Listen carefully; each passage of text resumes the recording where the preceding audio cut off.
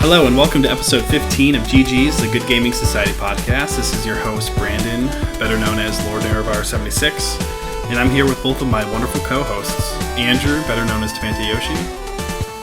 What's up? And Alex, better known as Sumdoinks.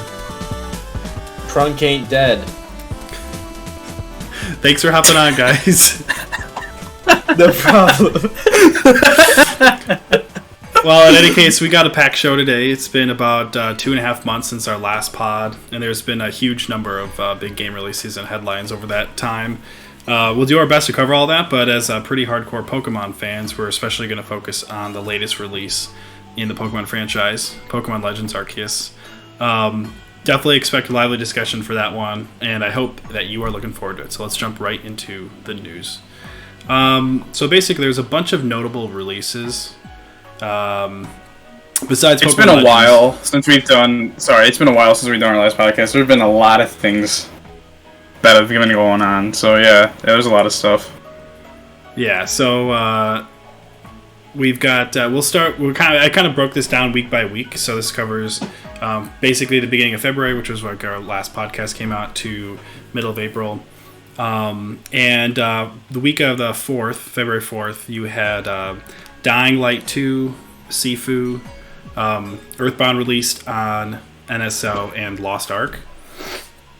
So, I don't know if you guys have tried out any of these or know about them. I can at least explain, like Lost Ark is like it's like an MMO, but almost more like an action RPG style, like a Diablo style, sort of.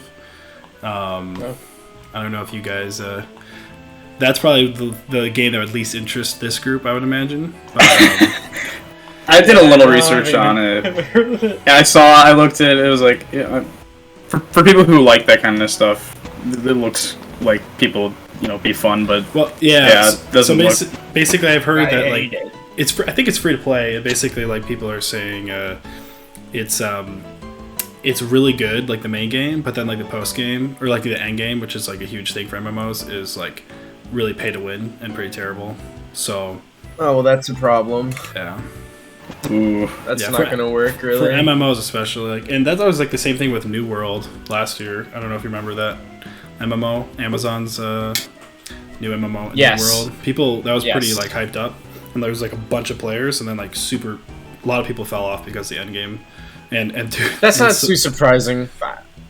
That happens with every MMO that comes out, because every single one that comes out is going to be the WoW killer. Right. Oh, yeah, this is going to be better than WoW. That one was like totally like... It isn't. Assaulted with bugs too. Like, I'll have to send this video to you guys. But there's like so many bugs. Like the economy was broken. It was like Zimbabwe. Like there was like runaway inflation, runaway deflation, like gold duplication. Like it was Nice. hilarious. It was worse than Cyberpunk in terms of bugs. Yikes, that's terrible. Dying Light. The last MMO I played, I think, was Lotro, maybe. Yeah.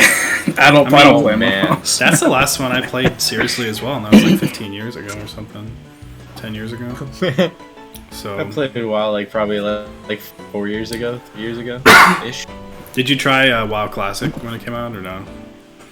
I didn't. Yeah, I don't have time. Got back in it. Oh no, I know. I would love to do that and like get some friends, but I'd have to like leave my family to have time. So and not play anything else. Yeah, exactly. Yeah. Right. Yeah. So Dying Light 2 is like an open world game. I heard that was good. Yeah, it's like there's like zombies involved. I heard it was like a solid open world game. There's like some parkour and again like zombies and looks a little bit like Far Cry, but it was just tough for that because in the same month you had Horizon and Elden Ring come out later. So who could possibly have played like Legends, Dying Light, Horizon, and Elden Ring in a row? Like that'd be crazy. It's been a crazy start this year. And then Sifu is like this like really hard like fighting game, sort of. That's like an adventure fighting game. You like fight people. I saw this crazy like speed run, like someone beat it in like 22 minutes or whatever, or shorter. Seems to be like a roguelite thing, right? Kinda.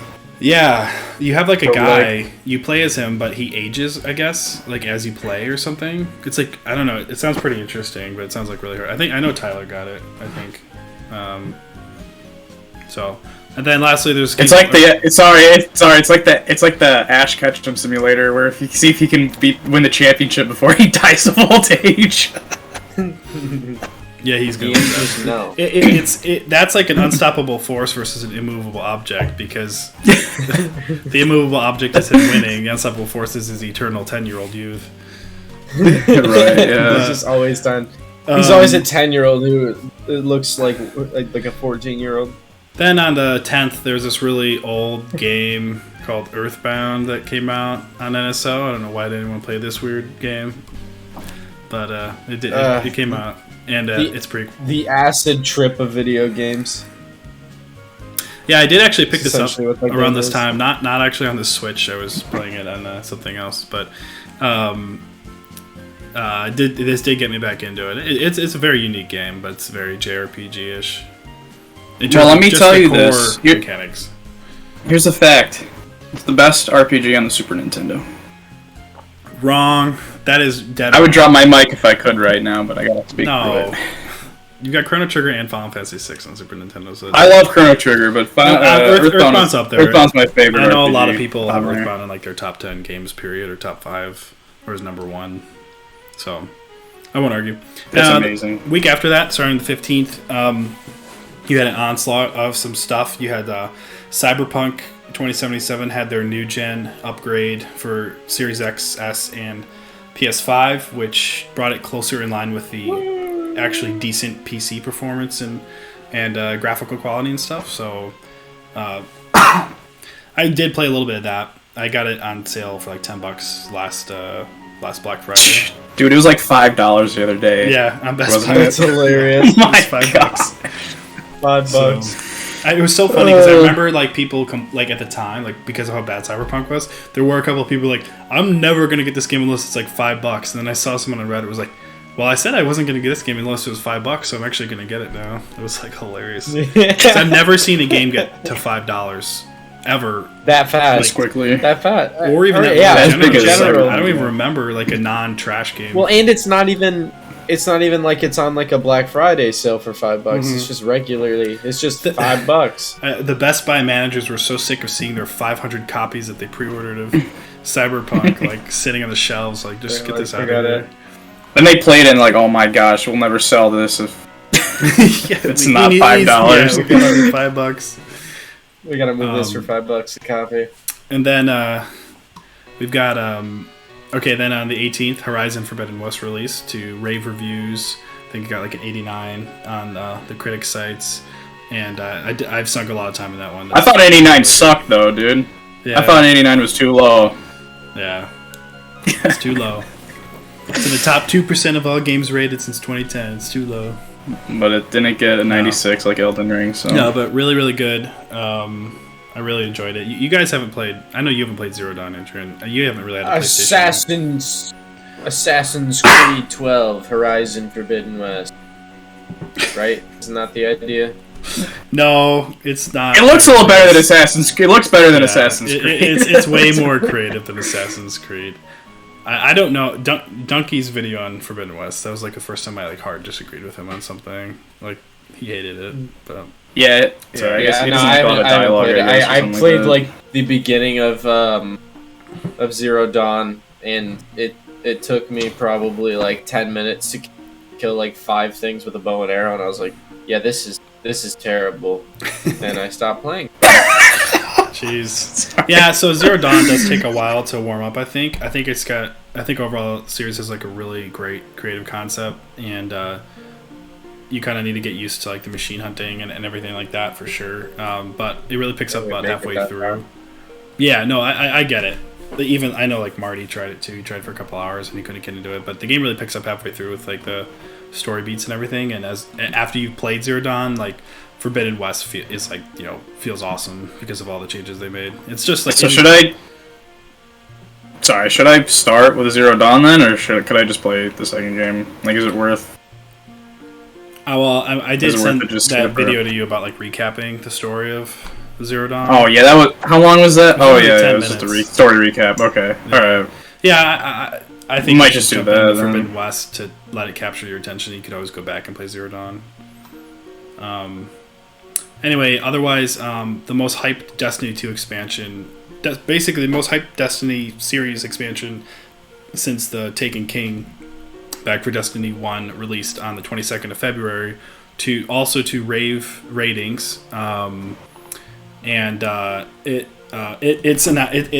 when it came, so they're doing like vaulting stuff. So like when new stuff comes out, they vault old content, so you can't access it anymore. They might bring it back, but they're trying to like reduce the file size of the game and make it easier to balance things and gameplay and stuff.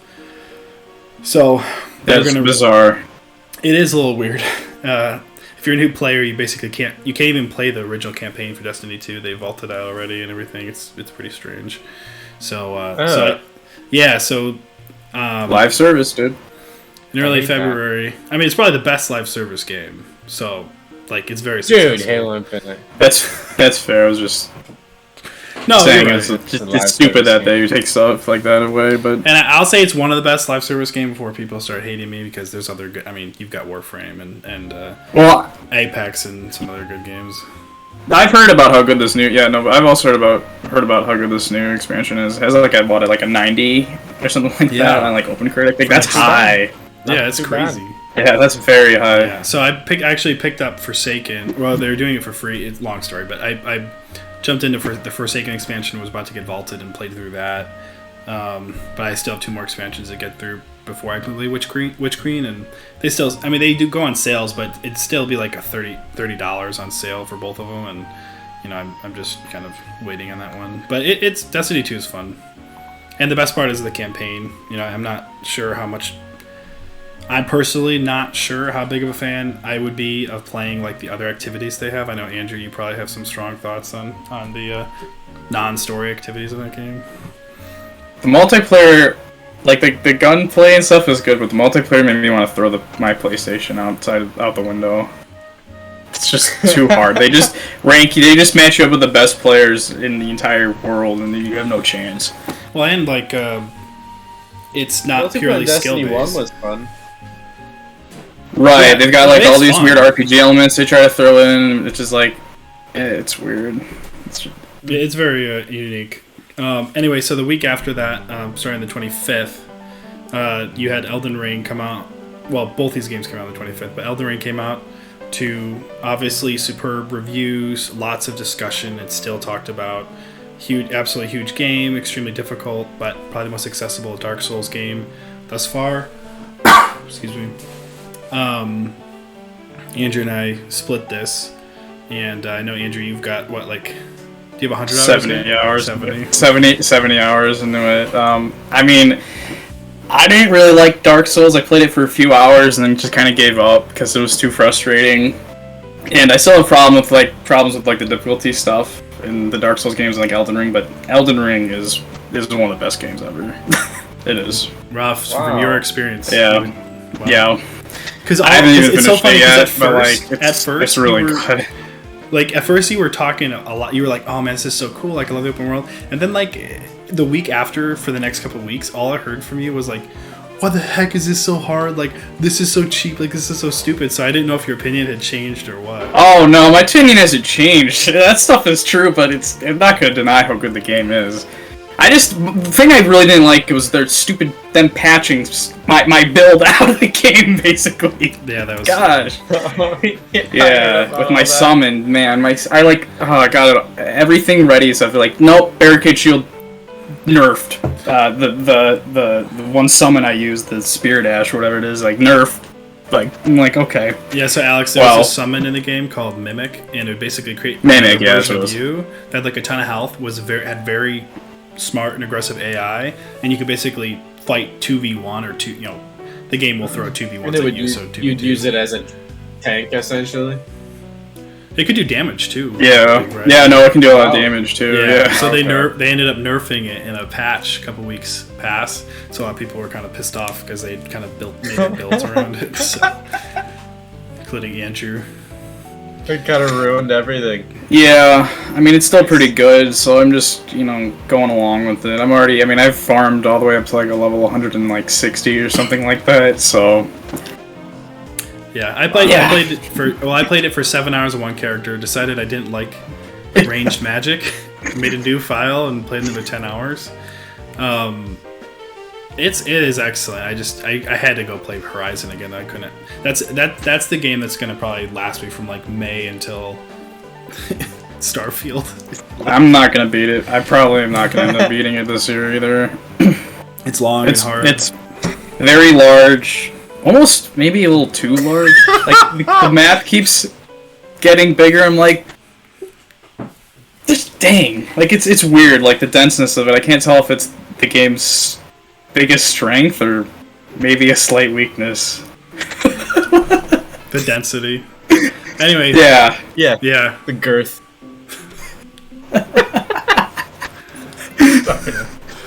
In any case, speaking of terrifying things, we could talk about Elden Ring for a long time, but yeah, we could. Yeah. That could definitely, especially once I really get into it, I'd love to have. Once we beat it, we got to get Henky on here, and we'll talk about. And we'll talk about Elden Ring.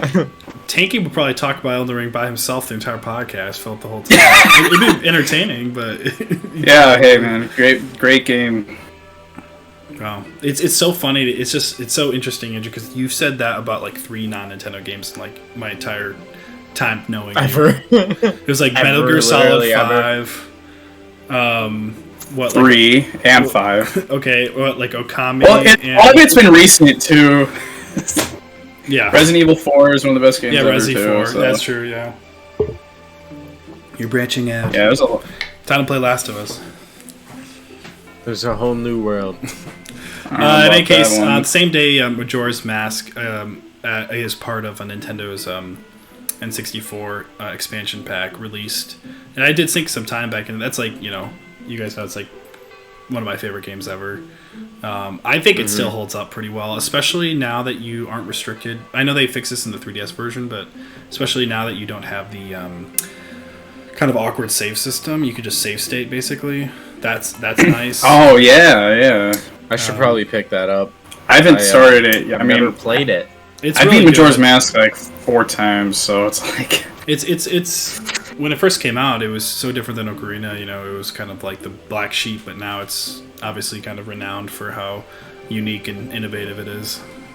Oh yeah, no, it's outstanding. I mean, what games have done its like 3-day cycle before? You sort of have Outer Wilds, but like, I don't know. It's funny because I feel like it's time loop still games really have unique. actually, yeah, oh yeah, time loop games have actually been a little more popular the last few years. But yeah, the biggest one is like Outer Wilds, and I think it's really impressive for an N64 game. Yeah. Well, it's really clever too because like the 3-day loop helped them to condense all the development time and the assets. So it ended up being like one of those brilliant decisions that is both extremely like really good from a creative perspective and then also helping them a lot technically. Like that's pretty cool. In any case, the week after that or so, on the 4th, Gran Turismo 7 and Triangle Strategy came out. Very different games on different systems. One for PS5 and one for Switch. But Gran Turismo 7 So I've heard good reviews. Yeah, I've heard like GT7 got a lot of good reviews, but like people are pissed at it because of, I guess, like it's like online only or something like that. It's not just that. So it's a full price. Sorry, you might be about to say it, so go ahead. No, go ahead. That's all I really knew. So I didn't know about that. That might be a part of it, but it's a full price game, but there's like quite a bit of microtransactions and stuff. Oh, okay. And so basically, you have to buy cars or something? Yeah. Basically, they're selling. Okay, I'm not 100% sure exactly how it works, but as far as I understand, the prices of the cars are, at least the most of like the best ones, are stuck to market value. Like there's actually like a market, but I believe it either uses real money or like some sort of premium currency. So people are absolutely pissed, which is crazy for like a first. This is why Forza's better, dude. First party Sony game, right? Like one of their flagship franchises historically. It's kind of strange. Forza would never. But to be fair, I haven't really investigated thoroughly, so it could be, much ado about a little, but I do think it was pretty bad, like some of the parts of it. Otherwise, yeah, I've heard the game like looks amazing, is great. It's just like GT is like more simulation style racing, and the only racing that stuck with me is like Forza's arcade style racing. It's just incredible. So if I was going to play a racing game, I'd much rather save my $70 and go play more Forza Horizon 5. Right. And I bet you they're gonna $70. make an expansion for that soon. Be awesome. And then Triangle I Strategy. to start that. Triangle Strategy is like Square's HD in their HD 2D engine, the same as Octopath, and it's a tactics or strategy RPG, sort of like Fire Emblem or like Dungeons and Dragons combat a little bit. And the demo was cool. I still haven't played the prologue demo, which is the one that lets you carry over your save progress. I do eventually want to get into it. It's just like strategy games are pretty intense, and it's like I'd rather just finish my Three Houses runs if I was going to get back into that before I get Triangle Strategy. But it looks great, and I believe they fixed the performance issues, because that was like my biggest gripe with the original demo I played. It looked quite pretty for a Switch game in terms of the style they're going for, but then when there was like effects and stuff, it would like chug. I was like, this is not a good look for like a turn-based strategy game. You hear about that with like every Switch game now. Yeah. That's true. But yeah, they gotta keep bringing the 2D HD stuff. I really like it. I don't like the strategy game. I don't like tactical RPGs or whatever. But hey, keep bringing the 2D HD. Yeah, like Live Alive or whatever. The that looks cool. I might try that. Enhanced port of the Japanese 90s RPG game or whatever. A lot of people are excited about that. So the week after that, starting the 11th, we had F-Zero X come out on NSO pretty quickly on the heels of Majora's Mask. Apparently that game's held up pretty well. I played a little bit with Calvin, my son. If you fall off the track or blow up in that one, you just flat out lose the race. You forfeit. Like it's like Mario Kart where like they bring you back. So him and I were both discovering that because we both suck. Why not? I guess I just don't get to play for the next 5 minutes now. I might try it eventually. Again, I'm still waiting for that controller to come back in stock. Yeah, it's perfectly playable with a Pro controller or whatever. But everyone's looking for that N64 controller. It's rumored to be coming back this month, so we'll see. GTA 5. How much does that thing cost? Sorry, go ahead. Huh? How much does that thing cost? $50. That's not terrible. All right, I was about to. You're about to slam it. Yeah. No, it's not the Xbox Series Elite controller or whatever that is. The Xbox Elite. 160. Yeah. Worth it. I would like to have a decently priced modern controller, like official controller with paddles on it. If it could play on everything, you know what I mean? Maybe that'd be kind of cool. If they were like, hey, like here's our Series X controller for $60, but we have one with paddles for $80 instead of adding on all the other stuff the Elite adds, it makes it $180 or whatever. I would definitely go for that. Well, yeah, that's not too bad. Playing PUBG lately, I'm missing like one extra button. It's really frustrating. So then the kill button. Sorry. Kill. Hey, I don't have a problem with that. Okay, like, come on. The hit is awesome. GTA 5, their new gen upgrade came out, and it makes a big difference in that game because it ran in 30 frames, and it just already, when you combine the kind of clunky controls of Rockstar games with 30 frames, it's pretty rough, but the 60 frames does a lot to smooth it out. The lighting's pretty nice, so I jumped back into it for a while. But this game came out on the PS3, right? Why won't you die? Yeah. I mean, this is like Skyrim. I mean, it is. I mean, 2013, I wonder who's gonna go longer, Like, Skyrim remakes or just GTA continue to just add things. I did see something about people are frustrated. There's been no GTA 6 news, but and again, this is maybe a little bit of conjecture, but I saw a game journalist like talking about how GTA 6 is definitely in development. They're just not talking about it right now because they don't want to reveal it too early, basically. So it's like, if that ends up being true, I can't really blame them because we always criticize developers for revealing stuff too early and then delaying the game for 4 years, So, yep. And Rockstar's, got a pretty good history of developing quality games. So Right. Yeah, I'm not worried about GTA 6. The GTA Online stuff is interesting though. Like they push that like so hard. Like they just made it like a free trial on PlayStation, and they make a bunch of money off of that. Like there's a bunch of microtransactions in it. Yup. Yes, there is. Gotta love it. So, Woo! so something more indie came out the day after that. 316 Tunic. It's a well. Why don't you explain this one a little bit, Andrew? It's kind of like a top-down Zelda game, sort of mixed with Dark Souls, which a lot of indie developers try to do, but this one's actually good. You said all the. You're gonna have to like. Congratulations. One of the twists of the game is like you have to find like the game basically doesn't tell you anything, and you kind of have to figure out how things work yourself.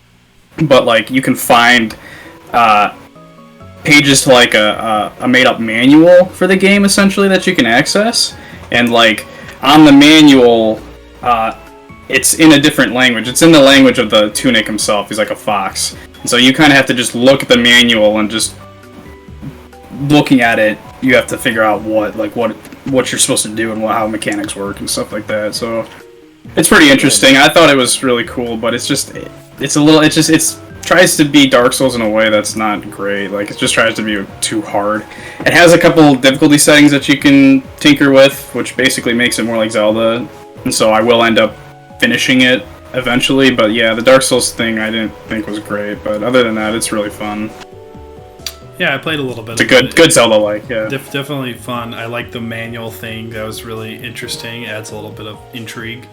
The visuals are nice. You know, they've got that nice like lighting and everything. It definitely looks modern. So it's just I love seeing like these devs come out and maybe not resurrect, but just make such good spiritual successors to older games, like modernize them. You look at things like Ori and Hollow Knight with how kind of dead 2D Metroidvania were well.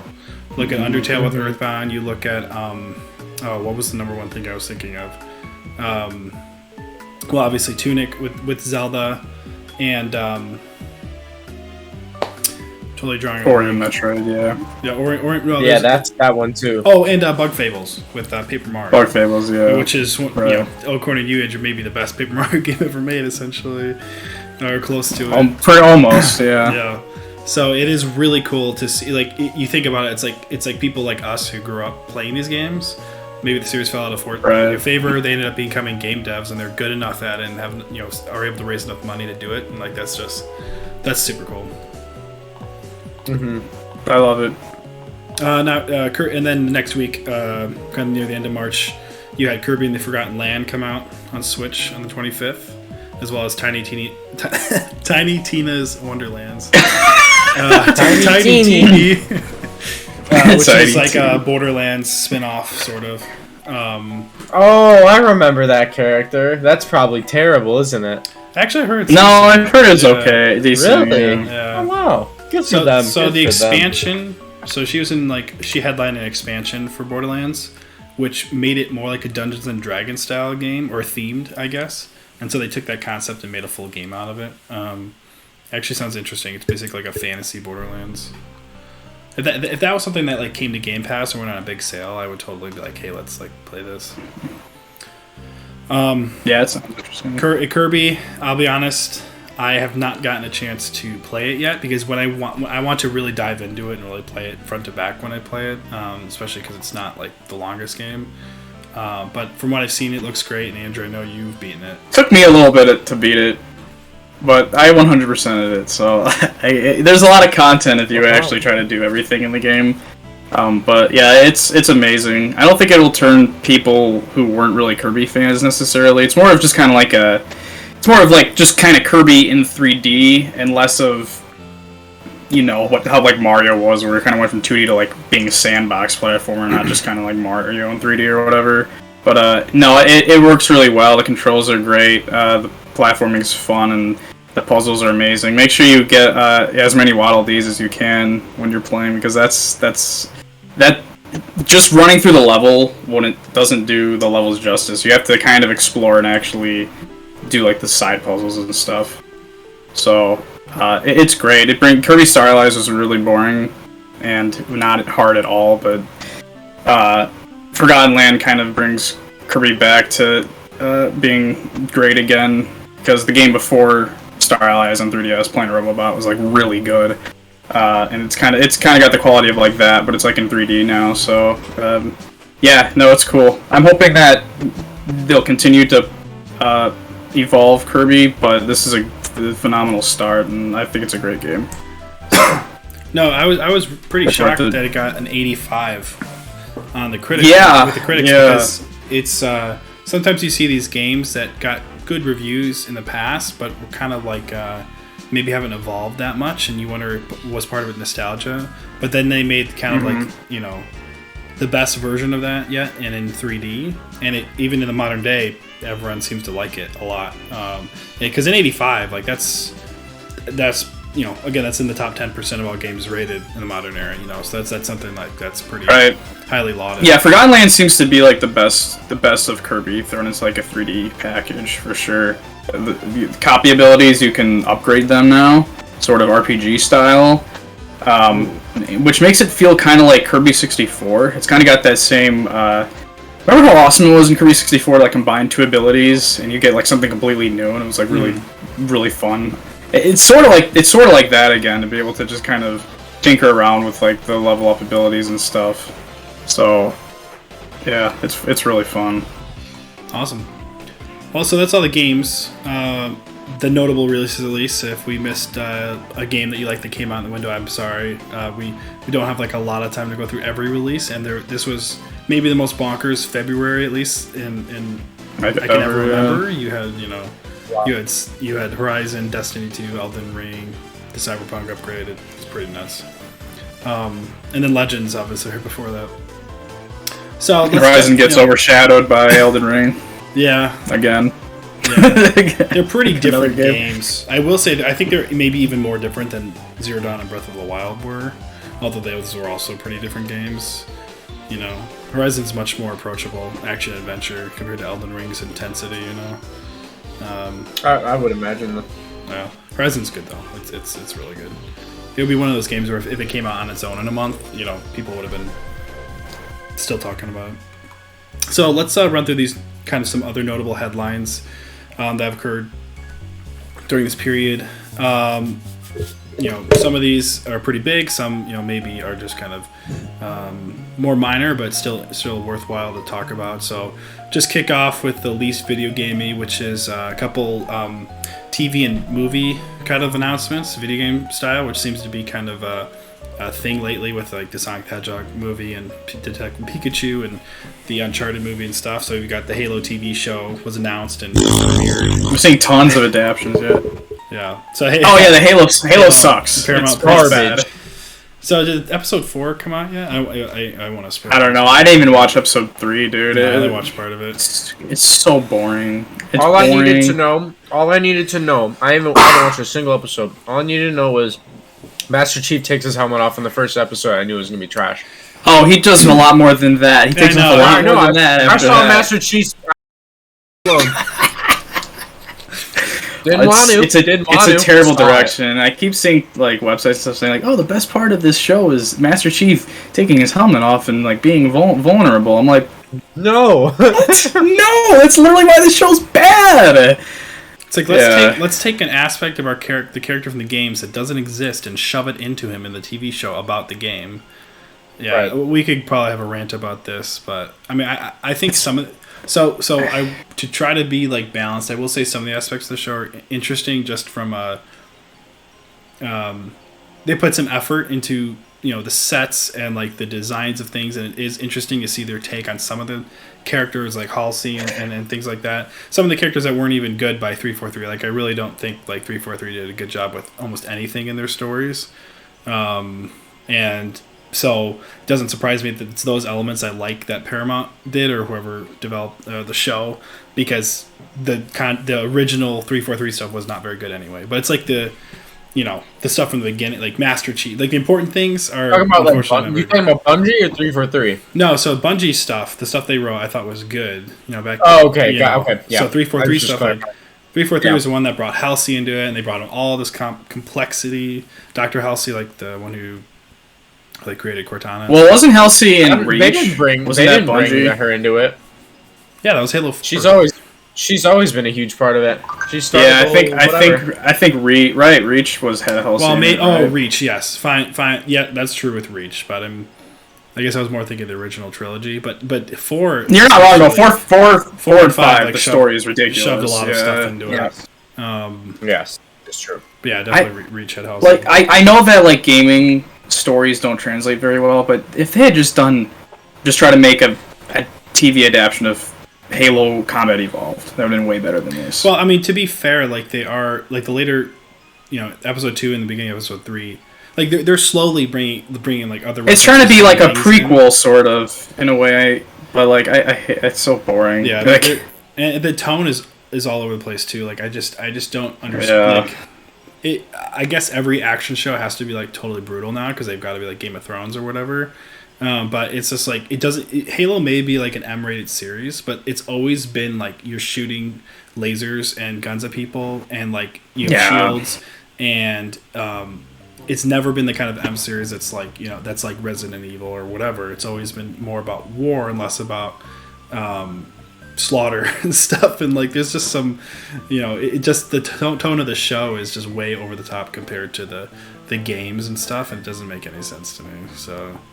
And they've already announced the second season before the first season even premiered. So, woo! Unbelievable. Who knows? I will watch the whole thing. Maybe there'll be more. See, and like Master Chief, it's like this is a problem, especially bringing it from a game that already had like a lot of voice acting. It's like Master Chief doesn't sound like Master Chief, do he? Some other dude. Yeah. You know what I mean? Like if you would have kept the hell, That's never like not been a thing. I mean, Chris Pratt is about to be Mario. So that's the issue I have with that too.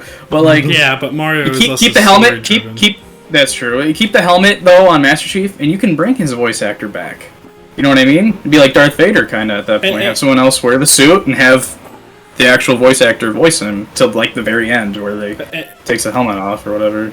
I agree, and I will say, to the actor's credit, I think given his script and the design, I think he's doing a pretty good job with it. They gave him. I think he's I think he's pretty cool. But it's just the design, like the approach they decided to go with is so strange. It's like so. I'm just saying, like I feel like the helmet reveal was so forced too.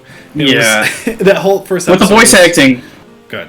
The voice acting thing is like they brought back Cortana's voice actor. I know. That's that people's awesome. Favorite part so far. You know what I mean? Because I thought it was just going to be Halsey's voice. I was like, oh, dude, this is awesome. Yeah.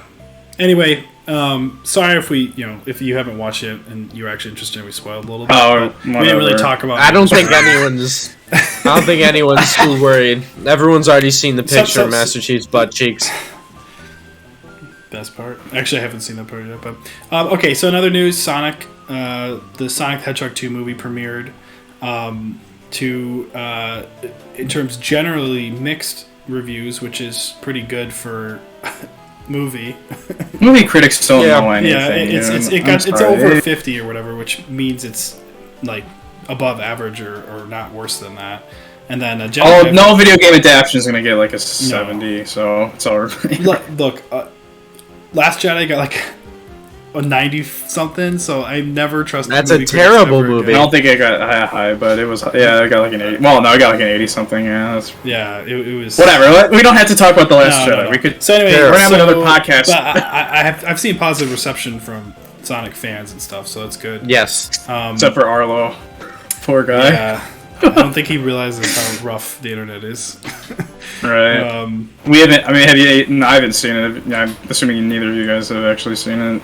No, I haven't yet. No, I don't want to. I want to watch a movie. Have you seen Have you guys seen the first one? I haven't. No. Yeah, I have. Yeah. You should. Good. No, I think it was good. I thought it was okay. I like Detective Pikachu more. I don't think it was exceptional. I don't think as a movie on its own it was exceptional, but I just think the fact that they didn't ruin any of the Sonic stuff and they actually used some Sonic stuff and made like a passable movie is like a huge plus. Like it is, because the Sonic movie, a live action Sonic movie, actually sounds really stupid to be honest. Yeah. But they did a good job with it. A great voice actor for him, for Sonic and everything. Yeah. Jim Carrey is fantastic as Robotnik. He almost makes the whole movie probably. So. I know, hearing that he was going to like not come back for the third movie, even though I haven't even watched the second one, already made me kind of sad. Yeah. So that's the other news is like they also announced a third movie and a Knuckles TV show, I guess. So they're going all in on this. Wow. Oh no. A Knuckles TV show. A Knuckles TV show. Yeah, but as long as it's not like Sonic Boom's Knuckles, we're fine. Sonic Boom stuff posted. Still, I don't have much faith in that, but we'll see. I'm glad it exists. Okay, let's move on from this headline.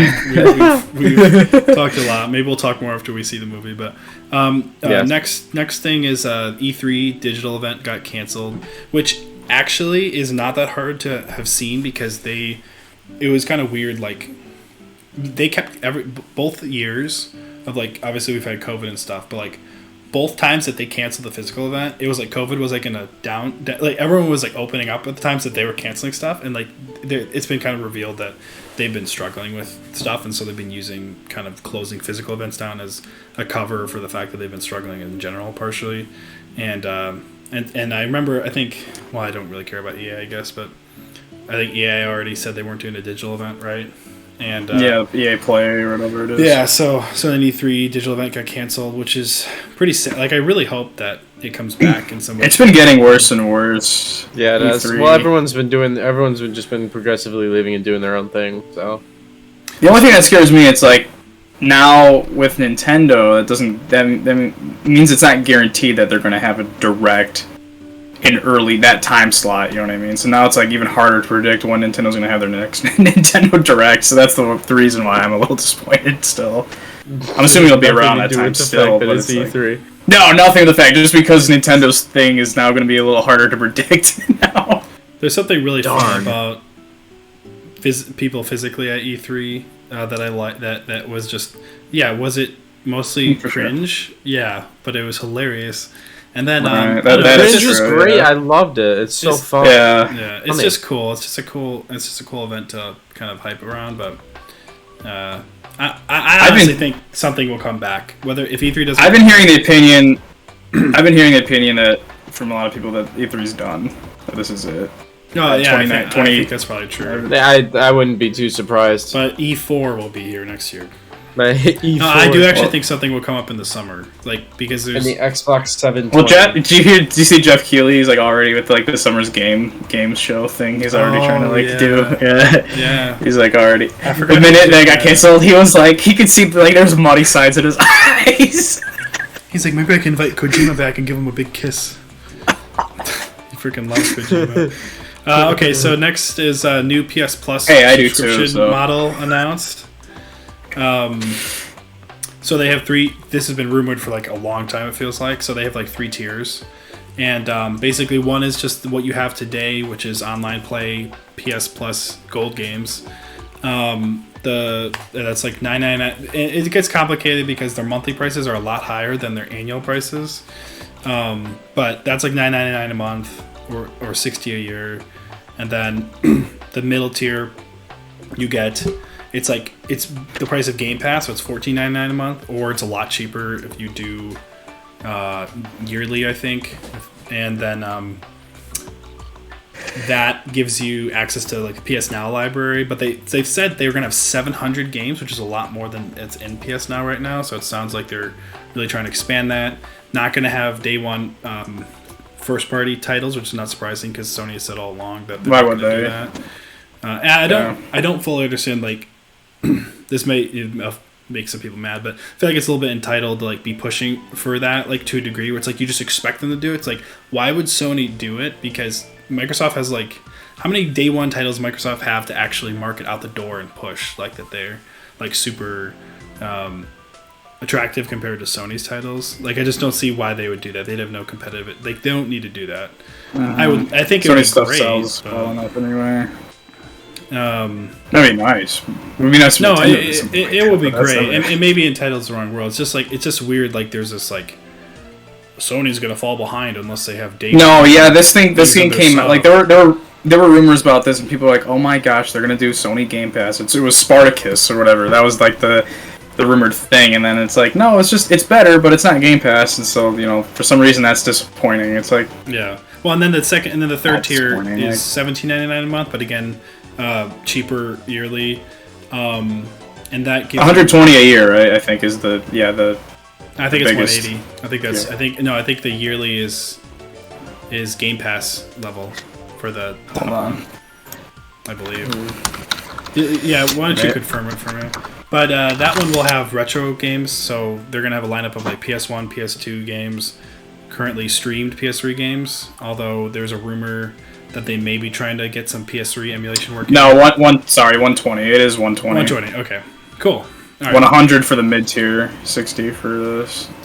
That's your so the thing though with these like subs yearly. I mean, imagine like I don't know how often you guys cancel and resubscribe to like subscriptions, but it's a pretty like common thing to do when like the content like there's not content you're interested in, and so it's kind of a big pull for you to like pay for a whole year for something you don't know what the quality is going to be.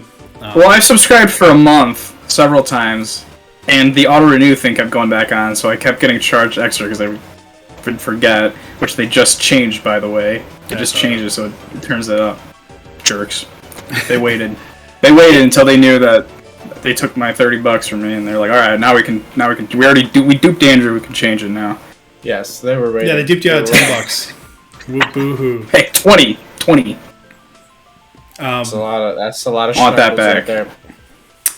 In any case, it's hard to compare the services until we see what's actually the 700 games is. Right, yeah, because I'm sure some of them are going to be just, like, garbage, but there could be some gems in there. And we don't know if necessarily they're all coming out at launch, you know, like all 700. That sounds like kind of like crazy. And that would be absurd. For the third tier, the retro games, I mean, if they actually come out, because their lineup for PS1, PS2 games and PS Now is pretty poor, as far as I understand. It's pretty limited. So if they actually have a good selection of PS1, PS2 games, that's like a pretty big deal. Well, they're doing a PSP as well. I don't know if that was already part of Now, too. No, I'm not sure. No, it wasn't. It's not? Okay, so that's cool. I like that. PS3 games are also going to be in there, but as of now, they're only going to be streaming those, which is a little disappointing because I streamed some PS3 games for PS Now when I was doing my Metal Gear Solid playthrough, and the streaming quality is not great. So yeah, but there's a rumor right about the PS3 emulation. Yeah, Jeff Grubb was saying that they might be working on PS3 emulation, so we'll see. I hope so. It's just really hard to do because, you know, if anyone's not aware, the cell architecture on the PS3 was really unique and complex, and so it's really hard to emulate. They have a working PS3 emulator from fans who've done it, but it's taken like 10 years, right? And like a bunch of taken a while, but it's up. I mean, it's pretty good now. I've heard it's decent. It's still got ways to go to get to like dolphin level or anything. Right. Oh, nothing's dolphin. Dolphin's like maybe the best piece of software ever created. Yeah. But throw PS3 emulation in there. Give me the Metal Gear Solid collection that was on PS3, and dude, I'm signing on right away, man. Like, yeah, dude, yeah, for sure. Well, you and I it's also missing it, so that's the nice thing. Thing. It's also missing Vita games, though. That would have been kind of nice to see. Yeah, that would be cool. That's a system that almost nobody bought, but was pretty good. I mean, I had a lot of good stuff. That even existed. Not gonna lie. Yeah, it's funny. It's a really good system for emulation now because it's really easy to hack and it's pretty powerful. So you can emulate a ton of games. It's got pretty big screen too, actually. So a lot of people do. I remember using it at GameStop like a week after it came out, like one of those kiosk things, and I was like, okay, that's interesting. But then nobody bought it, so. Yep.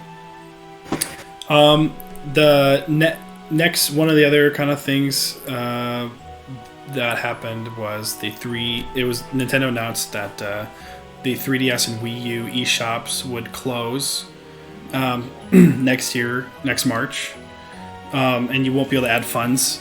You won't be able to add funds to your account to buy games starting in August. Trying to make sure people don't leave money in their wallets. Although I'm not sure, Andrew, if that workaround works if you can add funds through your Switch if your Switch is linked to your Nintendo Network. That works. Yeah, I think it might work, yeah. Yeah, it works. But yeah, so digital content won't be available. You'll be able to re-download stuff for the foreseeable future. I believe Pokemon Bank will go free once the shop closes, and I did read that there's no planned end date for Pokemon Bank at the moment, which is interesting. But yeah, a lot of people were pretty upset by this. Yeah, the Wii U, that's understandable. No one bought the Wii U, so the Switch has actually been out. This is an interesting fact. The Switch has actually been out longer than the Wii U existed. before it got replaced by the Switch, which is crazy because it feels like the Switch has been out not that long. Mm-hmm. Yeah, like the Wii U was not having as many games to play makes the years go by a lot slower for a console. Feels like the Switch lifespan has been zooming by. Yeah. But yeah, no one really bought the Wii U, so that's sort of understandable. The weird thing is the 3DS. Because it was just a couple of years ago that they were still supporting 3DS with stuff. So that's sad to see too, because the 3DS is one of the greatest video game systems ever. There's so much good stuff on the 3DS eShop. It's so much stuff. I feel like I've got probably everything that I need, but yeah, no, I still play my 3DS sometimes, so yeah, no, I didn't like that, because the Wii shop channel lasted a lot longer than either the Wii U or the 3DS, but this is the digital future. Yeah, 3DS is pretty surprising after I thought about it for a little bit. I'm just getting back, like, kind of really getting into, like, 3DS stuff again, like, with Pokemon and everything, and yeah, there's a lot of good stuff out there that's going to be gone, and, you know, it's just with, like, the retail prices, or not the physical, secondhand prices just shoot up the moment, like, stuff like this happens, so it's tough. Ooh, yeah. It's so funny, like, Dragon Quest 7 and 8. Like, I walk into GameStop, and, like, they have, like, you know, DS games still, or Game Boy Advance games. If it's, like, a bad DS game... They charge so much for those sometimes. Yeah, if it's decent at all, if it's a Nintendo game or has any sort of quality, it's, like, $60 for a DS game. It's, like... I remember when they announced that, like, they were, like, online, they announced, like, you know, online they were going to do, like, old, like, they're going to start selling more old stuff, and it's, like, just as expensive, if not more than the new stuff, and I was like... Right. What? You're not going to get a deal at GameStop. So. At least with eBay, you know, the DS cartridges are legit. It's so funny if you go on eBay and you look for DS games, you have to physically get it and check the cartridge because otherwise it's fake. And it doesn't even make a difference, really. Like, it's just like you're not pirating it directly at that point. Okay, so there was a Nintendo Direct on February 9th, you know, the contents of which could probably fill most of a podcast on its own, so we're definitely going to circle back on these games when they come out or come close to coming out. But they announced a bunch of games, including Xenoblade Chronicles 3, Nintendo Switch Sports, which is a spiritual successor to Wii Sports, Mario Kart 8. We gotta all play that. Go ahead. Oh yeah. Mario Kart 8 DLC is going to be kind of almost like the Smash Fighters Pass. Is going to be going for the next 2 years. Andrew? Yeah, end of 2023. Yeah, and the first wave came out right a couple weeks ago. Yep, sure did. Pretty good. I heard the Mario Kart Tour levels were actually pretty good. They were. They're decent. Especially the last one, Ninja Hideaway, is one of the best Mario Kart tracks ever, if you ask me. So that's pretty high praise. The DLC was solid. I'm looking forward. I kind of wish they had just released all this at once, like next year, because I would have felt like a brand new Mario Kart at that point. Well, because in total they're doubling the amount of original tracks, right? Yeah, like deluxe tracks too. Like if you go back to the base Wii U game, there was 32 tracks, and then the DLC / deluxe package added in 16 more to make it 48, and now they're adding another 48 on top of that. Yeah, so it's 3 times 96 the amount of the original game. Yeah. So. It's great. The other one I wrote down was the new Mario Strikers game, which yes, let's go. That's like super exciting, man. Like this has been like a revolution of sports, Nintendo sports games. We only need a new Mario Baseball now, basically. At this point. Yeah, dude. If they announce Mario Baseball, that would be awesome. Off. But Mario Strikers 3, yeah, we're gonna be playing a lot of that too. That looks great. Next level games, dude. They're next level. This is the best they've ever been as a developer too. So it's gonna be next level experience. Yeah, I was already seeing. I remember we talked about this, but it looked like they're already baking in like tournament modes and all sorts of stuff for the new Strikers. So that's one of the few. That's one of those few like it's one of those like few like unique local multiplayer experiences you can get. Like can be in like a rotation along with like Mario Kart or a Shooter or Smash Brothers or whatever. Like it's. I just remember Mike Gaffney coming over and kicking your butt. That was like a year and a half ago. It was pretty. That made me very, very angry. He hadn't dropped any skill in 15 years. That made me very angry. He destroyed me because Andrew doesn't. It wasn't even close. So. And what? You're pretty good at most of the games that you played as a kid. So the fact that he destroyed. Yeah, the Mario sports games. Yeah. Yeah. Yeah, that was disappointing. Remember playing Mario Superstar Baseball with you? It was the most frustrating experiences of my life. You always find some stupid way. Just never mind. Oh, Mario Super Sluggers, the Wii Mario Baseball game, my favorite Both sports of them. game I ever. remember. Oh man, I know that game. I've delved into the code in that game. I know exactly how it works. Moving on the 27th, there was a Pokemon. Wait. Let's not move. Wait, 1 second. All I gotta say, we haven't talked about Xenoblade 3. And the only thing I want to say about Xenoblade 3 is Xenoblade fans, all they do is eat. Their series sells like poop. Not like poop, but it doesn't sell very well. There are tons of other dead series that sell just as well as Xenoblade, yet Nintendo keeps, and they own Monolith Soft, so it's not like it's a second party thing. It's a first party thing. Like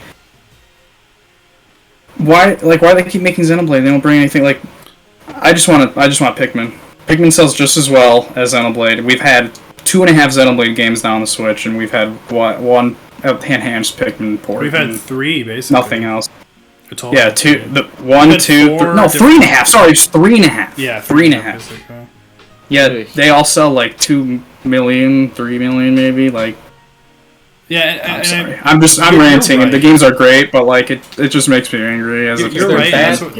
Well, that's what I was gonna say. Like, well, I was gonna say like the games are generally have retained, especially the last 4 releases have a level of quality, and so it is impressive that Monolith, can come out with Xenoblade 2, Torna, which is like a standalone expansion, Xenoblade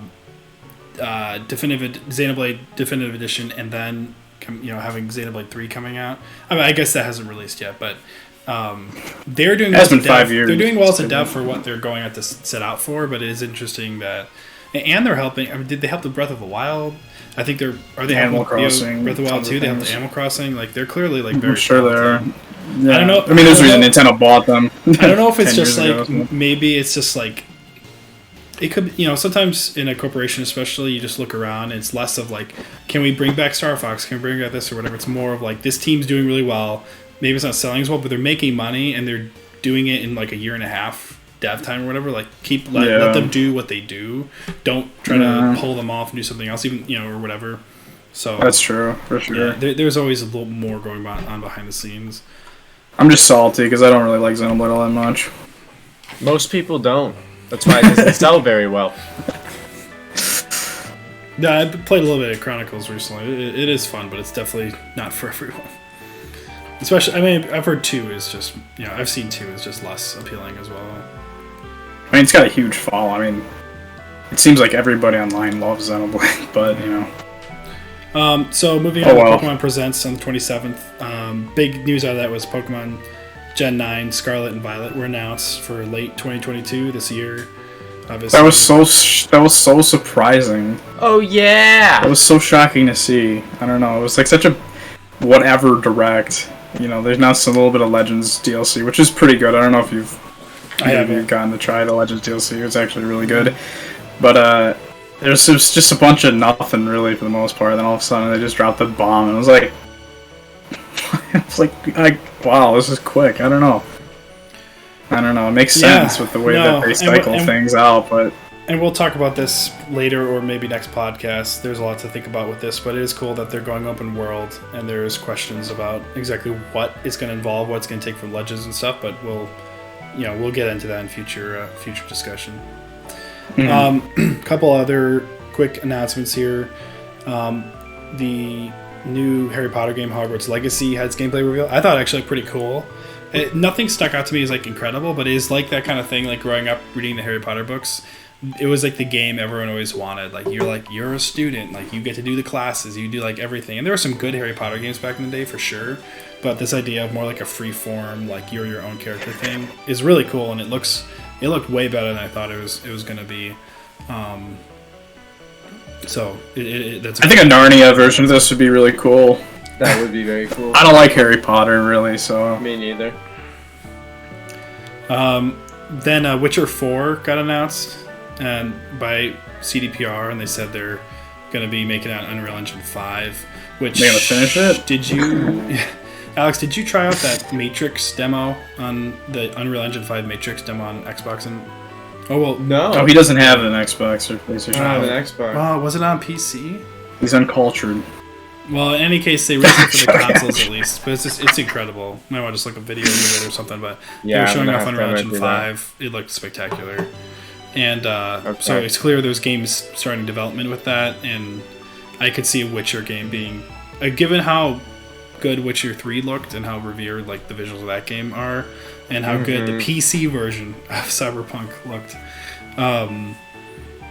it could be incredible. But it's just like... I don't want to get in a big discussion about Cyberpunk right now, but it's just like there's going to be a lot riding on Witcher 4, just like there's a lot riding on Starfield for Bethesda. Yes. One game because of CDPR all the way back in Bethesda's camp, basically. Yeah. It's crazy. Yeah. They're like the most beloved company, I think, in gaming, basically, because they weren't like a big corporation. People loved them. One game completely destroyed their reputation. Oh, but man, did they mess that up. I'm not saying they don't deserve it. I'm not. Okay, yeah, it was well earned.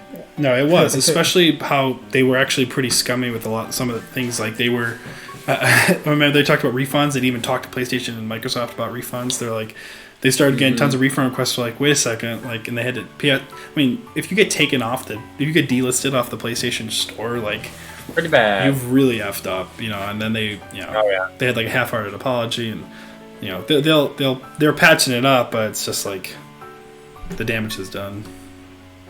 Yeah, it's similar. I mean, it's way worse than No Man's Sky. Who am I kidding? I mean, No Man's Sky was pretty bad too, but it's like No Man's Sky, at least the dev was like unknown, so it's like they didn't have a reputation to destroy, and they've actually earned back that reputation a lot. Exactly. But CD Projekt Red went from Witcher 3 to that. Yeah, they built it up over time. Weird. Each Witcher game was like better and better, and then they just they tossed it away. And it was a good concept again. It's just like it's crazy. Yeah. So Kingdom Hearts 4 also got announced, and they said I don't know if you saw this trailer, Alex, but basically it looks like it's taking place in like the modern world. So like the visual style was more modern, and he looks like weird. People are like, this looks so good. I'm like, but I'm sorry. Yeah, we're not huge Kingdom Hearts fans, so maybe. No, that's true. And then they did say the engine, I guess it didn't like the engine looked good, but it didn't look like UE5, like Unreal Engine 5, and they said it would be upgraded to Unreal Engine 5 by release, which is interesting. That is weird. So that also says to me that this is extremely early in development. Oh, yeah, I mean, yeah. They're discussing fans are discussing whether Kingdom Hearts 4 is going to come out before Final Fantasy 7 Part 2 now. So it's like, which one's going to come out first? That's actually brutal for Final Fantasy 7. Jeez, like that's Part 1 came out. I mean, a couple of years ago now. I still need to play that. Okay, so a couple other quick notes. Fortnite. I just put this in here. I guess is relevant to me. Fortnite introduced a no build mode. Pretty big deal for a game completely based around building. And Fortnite gets good. in my opinion, as someone who hated the building Fortnite, it makes it actually playable. Pretty fun. And I do hear a lot of people are liking it, so they've got both modes now. So if you haven't tried Fortnite and you were interested but you couldn't handle the building, go for it. And then 2 delays. Breath of the Wild 2 officially got delayed to next spring, which a lot of people speculate about, including us on this podcast for basically 2.5 years. Because they refused to. I've been the angriest person over the last 2.5 years. All I can do is just be angry at this game on Discord. Brandon, Alex, I don't know how much you've seen, but they've marketed this game terribly, like they do with every Zelda game. They market it terribly, and they always get away with the marketing it terribly, because then when they come out with like the best game ever, it's a Zelda game, exactly. Well, yeah, they can get away with it. I wish they were just more. Just tell us to stop thinking about the game. Just tell us, say, hey, development's going well, but you know what? Just pretend the game. Pretend the game doesn't exist, and I'd be happy with that. Yeah, Metroid Prime 4, they came out. I know they had a specific moment when they reset the game, but they specifically said they could have hid that. They could have not said that, but they specifically said, "Yeah, we're remaking the game from scratch with a new dev, so don't expect us for like." Yeah, they basically said that. Breath of the Wild 2, we talked about this, but I can't imagine that something like that didn't happen, where they said, we need to redo parts of this game. There's no reason it would be taking longer if they weren't having to go through a second pass or something, especially in the same engine, So it's just like, I wish they were. The Zelda team's not transparent at all about it. They don't. They can throw a date out next year. Yeah. They can delay it. there's no repercussions. Which I get it. Like, you're probably maybe the best game development team in the world, but I just wish they were more transparent. The last trailer not the trailer from last year, but the announcement of the delay. He's like, Ainimu was like, as you know, like it's going to take place in the skies. Oh yeah, he did look great. Yeah, Japanese people seem to look better the older they get. Like, I don't know why. He was like, as you know, it's going to take place in the skies above, but the game's also going to be a lot more than that. I'm like, oh, considering it's going to be 6 years after Breath of the Wild 1, I hope so. Yeah, that was very intentional. What? Like, we promised we're not just like redrawing the flowers or whatever. We're like making all new content. That's why I was telling you. I think they maybe like sat down and like, we need to put some more stuff in this game. We can't just remake part of the world and whatever.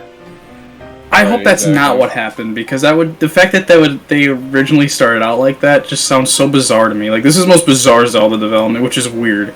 There have been some bizarre Zelda developments before, but I don't know. And then you got the, they showed like 3 seconds of new footage, and now people are like, oh, Switch Pro? It makes me want to throw my headset at the TV. Or Switch 2. Or Switch, or whatever, the Switch Series. Go right to Switch 3. It's going to be like Windows, where they went from 8 to 10. That's just make, screw you gamers. We're going to Switch 3. Right. Stop speculating Switch 2. Okay, the last thing I want to note here was Advance Wars 1+2 Reboot Camp, the remake of the first 2 games for Switch. It was delayed indefinitely after Russia invaded Ukraine, which is understandable from like PR perspective. One of the opening missions in Advance Wars is the fictionalized version of Russia called Blue Moon invading another country. I did hear, so it's interesting, there have been some copies that actually leaked, because I don't know if you saw this, Andrew, but apparently someone had I saw it. Yeah. Someone basically preloaded it, and then they were able to hack it into actually working and stuff. And so there's some leaks out there. No, it just turned out. Yeah, they preloaded it, and the original release date of like April 8th, it just let them play it. That's crazy. That's actually happened before. That happened during Paper Mario Color Splash. Preload for that on the Wii U eShop worked for people a week before it was supposed to come out. So it's wild. Yeah, it's been done before. Yeah. It's just crazy because it's a game that's not even doesn't even have a release date. Right. Yeah. You've got a couple of people who are playing it, which is it's so funny. I also saw oh man.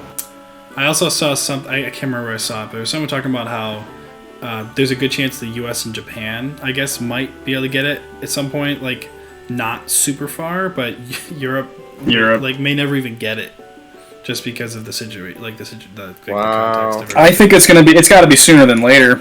I'd say before the end of the summer. I think it's going to come out, because it's going to get buried in this holiday season if it comes out that late. I really think they're probably going to wait until the war is over and people it's back in people's subconscious. Which probably, I'm not a geopolitics expert, but maybe I don't know. A couple months. I think an August release. It'll be over. I think an August release would make sense, because that's probably Splatoon 3 is probably going to come out in July or August. So whichever of those months that it doesn't, I think it'll be Advanced Wars. I think they could really release it whenever. I just don't think that there's a lot of crossover between people who would really get into Advanced Wars and most other games. Like, is someone not going to buy Advanced Wars because they're playing a bunch of Splatoon 3? I mean, I guess maybe. In any case, so that's it for headlines. And then, Andrew, I believe you had two rumors here. Yeah. It doesn't look like either of these are really spoilery, so go for it. No. So the first rumor is, just recently Namco started hiring for a Nintendo contracted game, a remaster. Apparently, they're hiring for. No info, no additional. Odama 2022. No additional info beyond that. They didn't even mention like a Switch release or anything like that. But I'm sure it's probably a Switch game. But that'll be interesting because Namco tends to team up with Nintendo on a lot of things, and we've had Prime 2 and 3 remastered rumors. Rumored that Nintendo might be looking to get those games remastered because apparently the first game is being remastered by Retro Studios. So. I don't know. I was a little disappointed to see that it wasn't like sports game because Namco made Mario Baseball back in the day, so it's probably not going to be a new Mario Baseball game. But it's interesting, Namco. Whenever they team up with Nintendo, like the Oracles? normally... What if they remake both the Oracles in Link's Awakening Switch engine, and they package those together? Because they made. I think Grezzo was probably going to. Grezzo did Link's Awakening. I was so also probably mixing gonna up Namco with Capcom, so that's my bad. Yeah, Capcom made Minish Cap and Oracle. Yeah. No, Now that I said that, though, that idea sounds like really good. Some people are thinking maybe Namco's worked. They've worked on Smash 4 and Ultimate, so maybe they work on a Kid Icarus Uprising port to Switch remaster or something like that. I would love that. That'd be so good. But whatever it's going to be is probably pretty good because whenever Namco teams up with Nintendo for something, it's normally pretty good. And then our next and final rumor, I guess, because I guess 343 needs all the help it can get. I guess Certain Affinity is going to be working on... Because they're making new modes for Halo Master Chief Collection, so they need someone to actually play Infinite. Right, Halo Infinite. And there's just a sort of a rumor going around that maybe they're making a BR mode for Halo Infinite. Yeah, that's been speculated.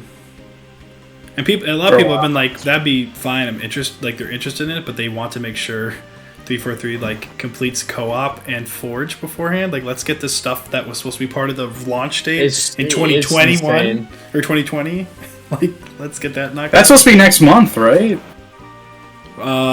Season 2 or no. So basically, Forge is season 3, and that's probably not going to be till fall or winter. And, down the line. Yeah, it's probably gonna be like holidays, and then co-op campaign. They came out and said that's not gonna be next month. No, it's supposed to come with. It was originally supposed to come with season 2, right? Or even actually. Which season 2 was supposed to come out last month? Yeah. Yes, it was. So they said co-op campaign needs some fine tuning, basically, still. So it's gonna come out sometime during season 2. So they originally said. So listen, early December is when Infinite released. They said co-op campaign was coming 3 months after that, and then Forge 3 months after that. We're already almost to the 6-month mark from. That's already ridiculous. Yeah, it's like, I understand it's a lot. Now they keep delaying, but it's just like.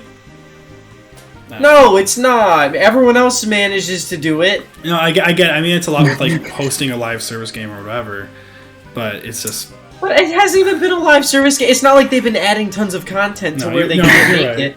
They've added skins that don't work properly. Come on. Cat ears. Yeah, you're right. They're not doing anything that's like going. Oh, you know what though? 343. They're really working hard on this part, so it makes sense. Everything they do, you're like, they don't give a damn about this game. Every single thing they do. The leaks about Forge at least have looked pretty good. So that's the thing. Okay, that is true, but it was supposed to come out when? No, you're now? right. Yeah, Breath of the Wild 2 was supposed to come out 2 years ago, so. But they're not going to release. Okay, but they're not going to be releasing a good track record. record. 343's track record is not good. No, you're right. I mean, they got gifted. They got gifted and established one of the best gaming franchises on a platter, and they went, "Oops," and dumped it on the ground. I mean, I think Infinite is their best work yet, at least, which is it is, but it's still awful. The campaign was good, and then I do think the actual gameplay of the multiplayer is good. It's just they've everything around. It's wrapped in a cake of crap, basically. Yeah. Mm-hmm. Well, and from what I know of it, it's just the coding is so flawed that it's irreparable at this point. Jeez. The coding is just that's from what I know about it. The way they coded the game is just terrible. That should have come out. That game should have been coming out late this year. They should have delayed it another full year, probably. Well, people would be angry, but being that almost every single director left mid development. Yeah. Yeah, I don't know. I mean, I think it makes sense for them to release if the campaign's done, release that, and then if they got the multiplayer stuff, like I just don't know why they can't hit some of the quick fix. Like I don't want to make this a Halo Infinite podcast, but like if they couldn't hit some of the quick, I remember like Actman had a recent Halo Infinite video. It was the second to last one, I think, and he was like, people just want you to like buff the what the heck, the Ravager. Why can't you just like buff the like they came out? He was talking the last one he did. They I guess 343 released like a roadmap or whatever, and they're like, yeah, like we really want to fine tune the buffs to the Ravager. It's going to take a few months.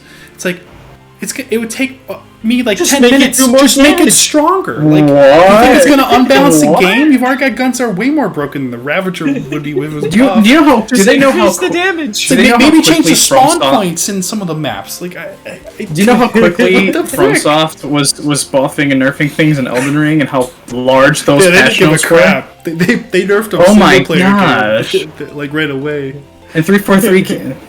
Oh, and a bunch of other companies have done way more reactive like buffs and nerfs. Oh yeah. Oh god, yeah. Even like the most new like Call of Duty, they do better buffs and nerfs. Pokemon Unite does better buffs and nerfs from what I've seen. I was trying to think of like a low tier MOBA, and yeah. Well, I was thinking of a low tier game, Call of Duty. Yeah, exactly. Yeah. So it's just like people would trust their direction more if they could just get the basics right. Like, listen to us about these basic things instead of saying like, oh yeah, like I mean, it'll probably be good. We'll buff the Ravager down the line. Down the line. I'll play it when it's finished in 2 years. Yeah. There you go. That's fair. I mean, here. Yeah, I uninstalled that game. I'm done. Yeah, before we get too much into Infinite. Okay, so we're going to jump into just kind of talk about what we're playing, and then we'll give our first impressions of Pokemon Legends, and then we'll definitely be following up on that with more in-depth on Legends. In terms of what we're playing... All things Pokemon, yeah. Yeah, Alex, why don't you kick us off? I am going to be real quick, because I've been playing not a whole lot. I've been getting more into the Pokemans. Fun fact, this is a podcast about Pokemon Legends, and I haven't played a ton of it. But I've been playing that. You have played it. I have played it. I've also been playing a good bit of the old Minecraft. Well, are you still mainly doing that? Doing that one server, multiplayer server, where like you guys have like the big creations and stuff? Yeah, but this for the past like 6 months we've geared back to doing just like survival, and essentially just like going on YouTube and finding these extensive auto farms that people make and recreating them, including like a full sorting facility like in Tekkit, except in vanilla Minecraft. Jeez. So that's yeah, awesome. It's a bit absurd. Nice. But yeah, not a whole lot. That's good. Keep it simple. Yes, sir. Yep. Alright, as of recent, I obviously beat Kirby. Took me a while, but I 100%ed it because I had to. I don't just beat games. We complete them. No, you have a real problem. Yeah. Something like Kirby makes sense. I try to. You'll talk to me and be like, I can't play this game because I'll have to complete it if I do. It's 100 hours long. It's like, why don't you just play the game? I feel like the side content isn't as good as the main content. I'm not going to play this game. It's like, then just play the main content instead of not playing the game at all. Sorry. Go ahead. I'm not like I'm that. jumping down your throat. Maybe. Ooh, I don't know. You're talking about with Ghosts? You haven't... Anyway. My bigger problem with getting... Oh, Don't talk to me about Ghosts. Just don't. I already accidentally wasted $90 on that game, not because the game is bad. You didn't waste it. It's worth for other reasons. But you didn't need to spend it. Anyway, and I can't believe I'm going to be saying this right now, but I've been playing PUBG with Brandon and the crew, and it's sort of the last few days have sort of slightly saved my opinion on PUBG. Like before we started actually playing, the PS5 upgrade, and we started playing as like a 4-man group, I probably would have given this game like a 4 out of 10. I thought it was terrible. I thought it was really bad. Mostly because when I would land every other match, I would get stuck out of bounds and have to restart the entire app. But they fixed it up a bit. On PS5 it finally runs acceptably on PS5. It doesn't really look like a PS2 game anymore. Instead, it looks more like I don't know, like the very first model of the Xbox 360 kind of looks, a little more on par with that, even though it still gives me Deer Hunter 2005 vibes. Yeah, no, I'm playing it as a group. It's getting used to the gun mechanics and having to attach the attachments and all that items and stuff. It's pretty good. I think the items and all that are fun. After you get used to the menu, having to do everything in the menu to pick stuff up. And they've added the gunplay, a lot of those items that you like. Oh, some of the stuff like the EMT gear. The gunplay. It's weird. 50% of the time it feels wonky. The other 50% of the time it feels good. I don't know. It feels like it works half the time. The other half the time it doesn't. But it's not bad. It's inching. It's at like a 6.5, 7. Just pretty good. Pretty good now. It's not terrible. It's not awful. It's free to play now. It's not $30 anymore, which was pretty dumb too. Except for that tutorial. I don't know what that was all about. Yeah, that was one of the best decisions I've ever seen from a game developer in my life. They basically make you play 10 bot matches, Alex, before you can 10 play. Yeah, or you have to fill a bunch of achievements during a match. It's more like, so you do this basic training thing, which takes 10 minutes, and then they're like, okay, you're playing bots now, and you either have to do these objectives or play a total of 10 matches. So if you're good, you can do it in one. Not even good. If you just know what you're doing, you can just do it in one match. But for people who are basically bots themselves, I guess you have to play 10. But it's like a 45 minutes before you can even play anything with your friends. Yeah. It's really weird. That's a bit much. Oh my god. Yeah. For people who, it's stupid. Yeah. It's dumb. That's ridiculous. But yeah, PUBG's not terrible. It's still not great though. So moving on, and finally, I've been playing the Great Ace Attorney that came out last year. That combines two games that were Japanese only at the time and brings them over to the West with upgraded visuals and stuff like that. And it got really good reviews, and I picked it up on sale a few weeks ago. And then I kind of looked at the case and was like, I have a couple other Ace Attorney games I kind of want to beat before I get into the Great Ace Attorney. I hadn't beaten Ace Attorney 4 or 6 yet, so a few weeks ago I went, and I hadn't played an Ace Attorney game in a couple of years. I played the trilogy and the 5th game 4 or 5 years ago. But I went back to play 4 a few weeks ago, and I thought it was pretty boring, and was kind of like, man, did I never really love Ace Attorney that much to begin with? So I took a couple weeks off, and then I went, and there was a DLC case for Ace Attorney 5 that I hadn't played yet, so I bought that, played that, and now I'm halfway through Ace Attorney 6, and I can't put it down. I love Ace Attorney is phenomenal. I know it doesn't get as much credit as it deserves because it's a visual novel, but it's amazing. It's the best visual novel that you can play, and that coming from me, who I play mainly action games, it's high praise. I'm having a 9 to 9.5 experience with the Ace Attorney 6 so far. It's phenomenal. So yeah, I know you picked up the trilogy. I really like Ace Attorney because it really doesn't seem like the type of game that you'd normally click with. Yeah, not at all. no, but it's just, I don't know. There's nothing like it. It's goofy. It's great. It's fun. It's Well, it's not. It's not overcomplicated either. It's not like you've got to No, it makes you think, but it's no, it makes you think, but it's not it's not like you've got 1,000 stats on the screen you have to keep track of every few seconds. It's slow too, right? It goes at you beat it at your own pace, so it's really good. I'm loving it. So that's pretty much everything. I mean, I've been playing I had been playing Resident Evil beforehand too, but I normally move from series to series instead of having a bunch of games I'm playing. I normally just try to get through an entire series. But that's more of an issue I have than trying to complete games. So nice. Yeah. I see you said you'll get back to Elden Ring eventually. Oh, right. Did I forget to mention? Yeah. Yeah, as I mentioned earlier, Elden Ring, yeah. I won't beat it, but I'll get back to it. There you go. Yeah, so for spirit. me, since I beat Legends, played just a bunch of hodgepodge of games. Most of it's stuff that I had already played through, and I wanted to make sure I finished up. So I told you guys I beat the Destiny 2 Forsaken expansion, which was good. I've heard that's like one of the best. It was good. It's just like a lot of these expansions, like you're expected to do daily activities as well, so you only get like maybe a piece of them when you do the campaign. But it was well done, and you know, it's hard because I don't really know a lot of the characters. It would have been more impactful if I'd known the character who died or whatever, you know. So then I beat the expansion for Horizon Frozen Wilds, which was also good. It's just really beautiful. More Horizon Zero Dawn, really. Yeah, like I said, beat Arceus. I actually beat Destiny Forsaken before Arceus, but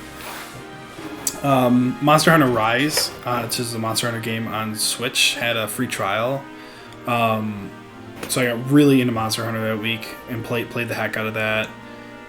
Beat the village mode they have, which is kind of almost like the training wheels they have, but it's technically the main story. There's a bunch more to that game, but I wanted at least. I thought that was gonna be the game that gets me into Monster Hunter. The most modernized. It's like on a Switch, so it's portable and stuff like that. But I don't know. I just can't get into Monster Hunter. I don't know what it's it funny is. Rise has partially the most modernized, and partially it's actually kind of less modern than World. It's just like it's more of it's modernized. It's just like got more classic elements. World has a lot more like immersion and stuff, but not in a direction that you would necessarily like. Like you would if there was any game that was going to click with you, it would probably be Rise. It is. It's I don't know. It's weird. I don't, like, even though Pokemon Legends sort of takes the same gameplay loop to a degree, it's the gameplay loop that I'm not a big fan of. You just kind of go out and hunt down a monster. I mean, literally, you hunt the monster. You collect its. It's like it's just not. To me, for some reason, it's just it works as a portable experience. Just kind of going like mission, just kind of go into a mission, do it, get out, or whatever. But like, I don't know. It's just not very interesting to me. I'm not sure. I will say a little bit of it is that I liked more about World, which I'm still playing through. Is that immersion factor and stuff. Like the environments are much more detailed and it feels like much more like you're going out into this monster's habitat, and it like they leave clues over like where they are. It doesn't tell you exactly where they are, and there's like a bunch of shortcuts through the environment. And Rise has a bunch of this stuff too, but it's much less detailed. I got really into Monster Hunter that week, and I really love it. I think Monster Hunter is awesome. Like, I couldn't disagree more about, like, the combat with you. Like, I love the combat so much in that game. But that being said, like, I didn't like it at first. I couldn't stick with me. But now that you kind of have to, like, get a weapon that you like. Honestly, I looked up a YouTube tutorial, practiced some stuff, and once you kind of get some combos down, it's so satisfying taking down these monsters who kick your butt at first, you know? So... I mean, I don't think it's objectively bad. I'm just like, I just think it's that similar to. It's a little frustrating. Sorry, go ahead. No, you're good. I was just saying it's similar to like some of the hunting you do in the Witcher 3, where you got to do all like the prep work and like research beforehand. But I'm just like, it can be sort of frustrating, just kind of like mowing down a monster the whole time. You know what I mean? Like. It sounds fun to me. You know, and then it'll run away, and you just kind of chase. I don't know, like I can like it's not bad. Like I can see why people would like it, like for Especially sure. But for some reason, an action adventure standpoint, you think there'd be more to the game, but it's super focused on like, yeah, this is what you do. You hunt the monster, collect its loot, make better stuff with the loot, and then go kill more stuff. Basically, There's not much more to it than that. That's the core gameplay loop, so it's understandable. I want to jump over the rest of the stuff real quick. So, Titanfall 2, renowned FPS campaign from a few years back. I finally played through the rest of that, and it is fantastic.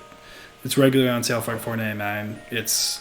You can tell like some of the innovation that the early Modern Warfare titles had, mixed with some of the creativity you see in Apex, which is both same developers, right?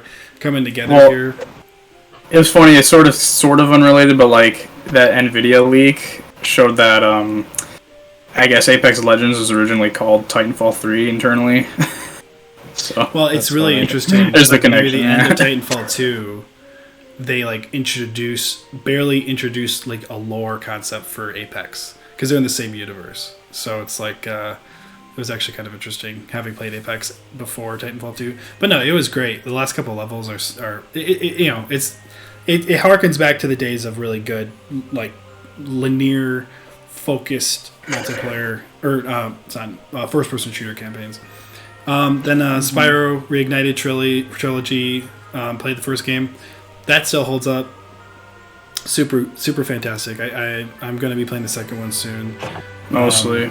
It's I didn't like the first one as much as the second one, but the first one's pretty good. So. Yeah, it was really good. Sonic the Hedgehog 3, again, kind of older games I was going through. That is almost as good as Sonic 2 from what I played, but light years ahead of Sonic 1. Is good. I'll be playing Sonic and Knuckles soon. Untitled Goose Game, indie title about like you're a goose and like you have a checklist of things you steal from people. You wreck stuff. Yeah, it's been sitting in my backlog for a couple of years. It's awesome. And it's like a cute game. I was like, I need a short game to like burn through, and yeah, it was really charming. Really good game. Then I finished the Halo Infinite campaign, which honestly it ended very well. It was great. I didn't focus on any more of the open world stuff. I kind of just went for like the last 5 missions, and it gets pretty hard at the end. It actually was like challenging. There's like a section where like you're basically in the middle of this thing and they're sending waves of enemies at you, and it was like the first time I had like died in the game, and it was pretty hard. And you know, the story was acceptable, which is a lot more than I could say for Halo 4 and 5. So overall, I was pleased by it. Yeah, I thought it was good. I think once co-op comes out, like there'll be a lot of enjoyment from that. It's pretty good. Can't wait for 2024. I can't wait for next year. Oh. I beat you. I went up you. Is it before or after Elder Scrolls 6? No. Then I also played the Call of Duty Modern Warfare 2019 campaign, which I know you said you hated, Alex. I had another friend who said it was awesome. I was like, it's just boring. Honestly, boring. I liked it. Brandon really liked it. I don't know. Maybe I'm just too red blooded, but I enjoyed it. There were some pretty like brutal moments in it as well. Like they were pretty rough. It was like they were definitely going for a vibe, and I thought it was decent. It wasn't anything like spectacular, but there was like, I mean, the one mission where like you're in this like you break into like a house and like you're clearing doors. That was like awesome. Like no, that's the best part of the entire game. That's the best thing in the game, and it lasts like 5 to 10 minutes. Yeah, I can break through doors in my house. It was great because that infiltration and like that UK mission is literally the best part of that entire game, including the multiplayer. Yeah. So that part was great. No, I'm glad you enjoyed that because that was so cool. Then I picked up Pokemon Let's Go Eevee again because now I've been on a Pokemon binge after Legends and kind of trying to go back to some of the mainline titles that I never played, and they still hold up. Let's Go Eevee actually for like a remake that was like kind of partially based on Pokemon Go. Actually really good. I think it's one of the best titles Game Freak's come out with since Black and White. It was really good. Yeah, it's funny. A bunch of Let's Go Pikachu. It's very enjoyable. Yeah. It's funny that it's funny his revolution of Pokemon here lately. Just because I remember trying to get him into Let's Go when it came out a couple years ago. I even played like co-op with him to try to get him into it more. And this guy was like basically like snoring on the couch. Well, it was funny because I basically played exactly. I was like, he thinks it's boring. I played 12 hours, and then I played another 12 hours to finish the game. And I don't know, just maybe the midpoint of Kanto just gets a little bit dry anyway. And then when you combine that with, I was just destroying everything in Let's Go, it's kind of bored. But then it actually got a little more challenging later on, and I just loved.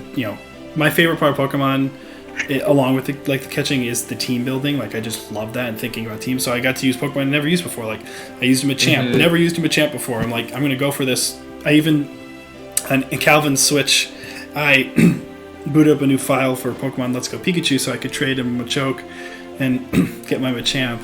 And just that aspect of team building using new Pokemon, and I liked the legendary encounters in Let's Go. They were neat. It was nothing like huge, but they give you a cutscene. It feels pretty epic.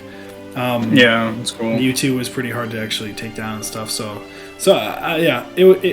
was good. I think it is actually better than Sword and Shield overall. Very different games. Obviously, one's a remake, one's like brand new content, so it's kind of harder to make original content. But it was good. And then lastly, that I wrote down is played a essentially modified version of GoldenEye 007 from the N64. It has I saw you playing this. Yeah, it has keyboard and mouse controls on PC. And it was actually the exact thing that Dunkey referenced in one of his videos about remakes. He was talking about how bad the GoldenEye remake was and said, just do this. So it's like 60 frames, keyboard, mouse. That game's freaking amazing. With the monitor controls. What did he say about the GoldenEye remake? It was absolutely terrible. No, not the one you're thinking of. They made one that was like on like the 360. Call of Duty. And it was Call of Duty. Yeah, they changed everything. It wasn't even the same game. It was just a COD ripoff. It's not the one you're thinking of. Oh, I was thinking the Wii remake. No. Sure that's not the same thing? Because I thought they took the Wii remake and they ported it to 360. I'm almost certain it's different. It was like GoldenEye. I remember enjoying it. 007 Reloaded or something like that. Yep, that's exactly what it's called. Okay.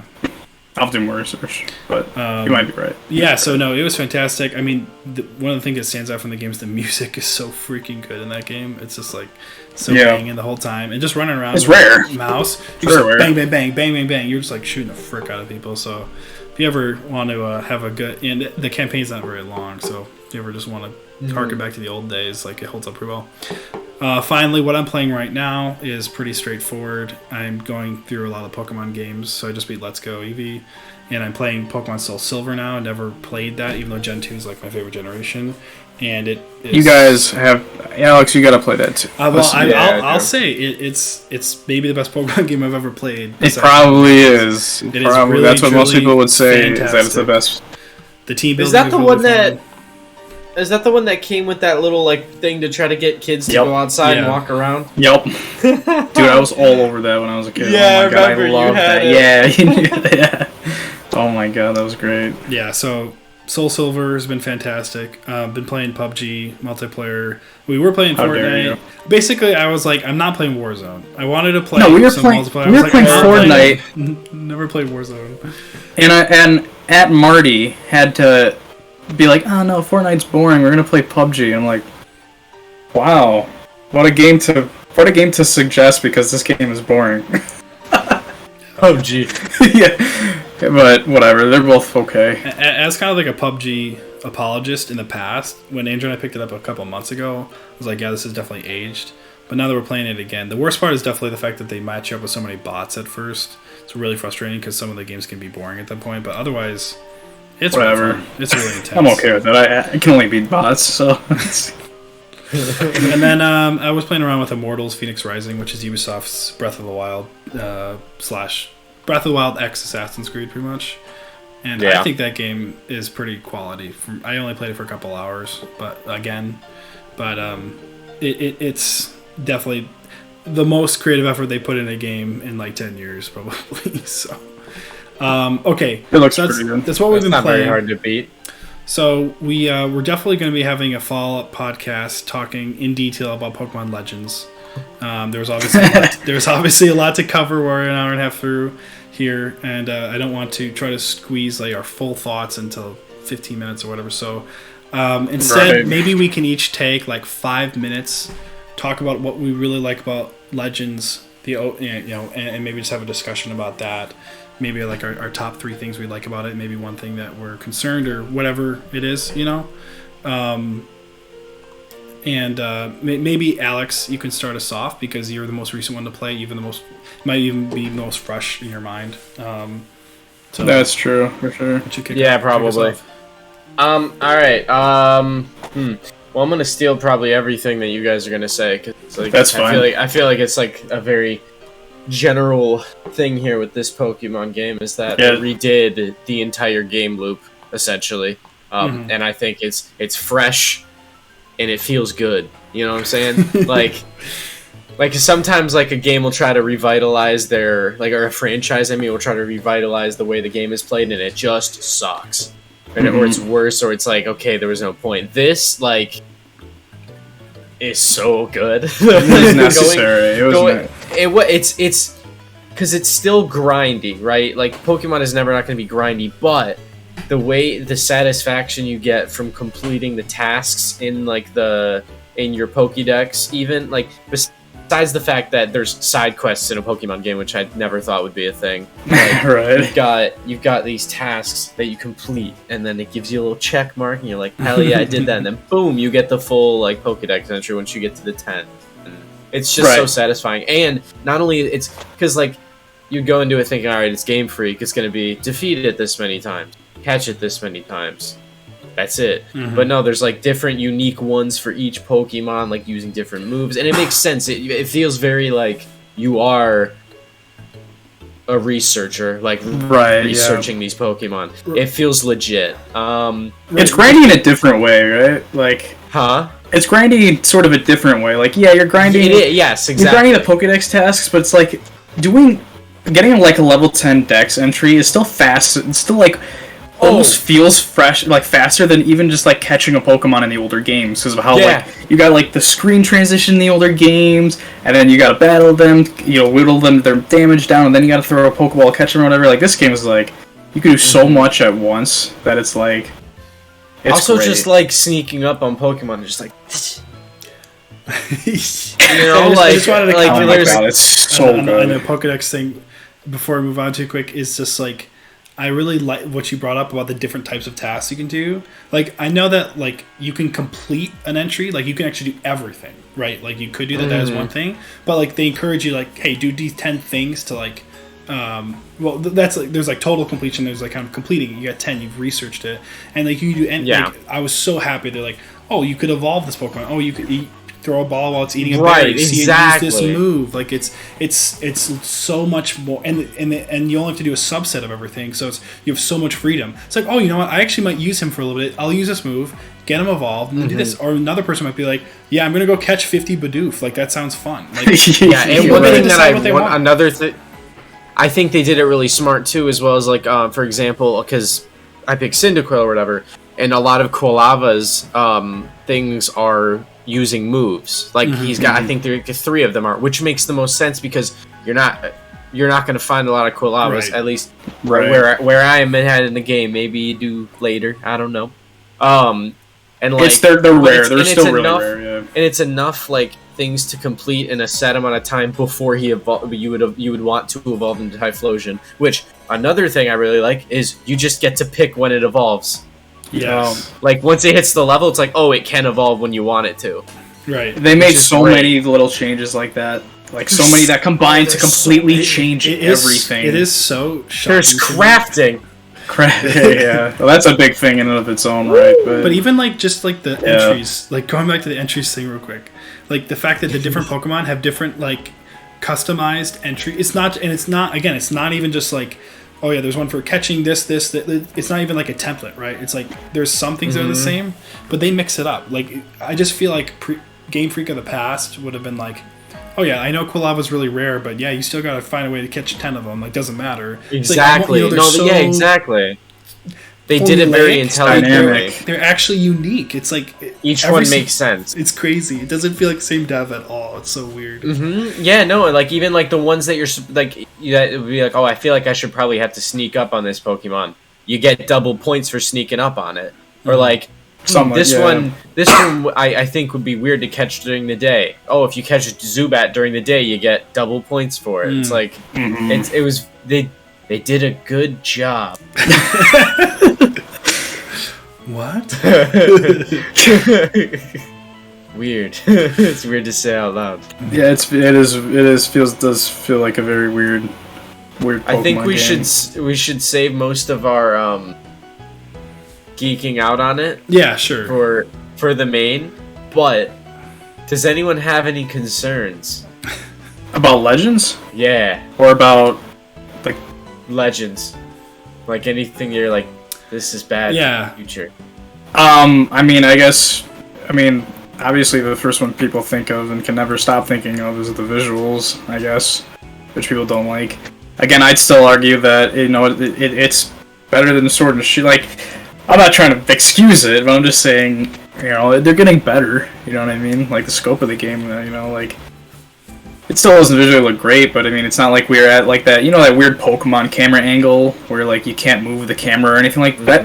Like the first area that you start out in, like Prelude Beach. Yes, like it feels like it feels like what a modern route for a console Pokemon game actually should feel like, where it's actually like an area that you can turn the camera, you run around like a third person, game. You know what I mean? It doesn't feel like some weird, just the way Pokemon does it with routes. Like it feels like a route, but not like not like a classic route. I don't know how to say it. Like it actually feels open still, and that's one of the best things about the game. But I guess visually, like, you're kind of asking the wrong person, because I'm at the point where it's like, the fact that they announced that they're going to even do a Generation 9 of Pokemon instead of just doing Legends 2 and completely forgetting about classic Pokemon is making me cautious about Generation 9. Like, if they had announced Legends 2 instead of Scarlet Violet, I'd be incredibly excited, but instead I'm just kind of cautious right now for Gen 9, because I don't want them to go back on pretty much anything. Going back on basic, almost anything loses some of the immersion. Like, you can bring back gyms, gyms and, like, the antagonist team, a more involved story or whatever, but, like, man, take away any of the immersion that Legends adds or the quality of life changes, and it's honestly a lot worse just taking a couple things away. Yeah, I will say, you mentioned story. I think this is the most invested I've actually been in a story in a Pokemon game in a very long time. The characters are enjoyable, which is so strange. Like, they're not totally obnoxious.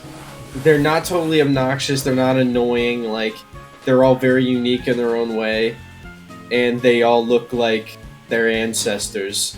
Yeah, that's Diamond and Pearl. I haven't cared as like this much like of any aspect of a Pokemon game. Like, the gameplay loop, like, complements, like, the fresh gameplay loop and how amazing it is complements, like, everything. Like, I don't know, like, have you guys ever in the past generations ever actually done like like whatever, like, contests or going underground to dig the underground mining stuff, or actually customizing your avatar to give them different clothes and dude, I've spent so much money on clothes in this game already. Like, it's just like it's so fresh and fun that it makes getting haircuts. Dude, I got the bowler hat. Dude, I was rocking. Yeah, I have like the whole suit. Bowler outfit for a while. Oh, I have the whole suit. I just have white dreads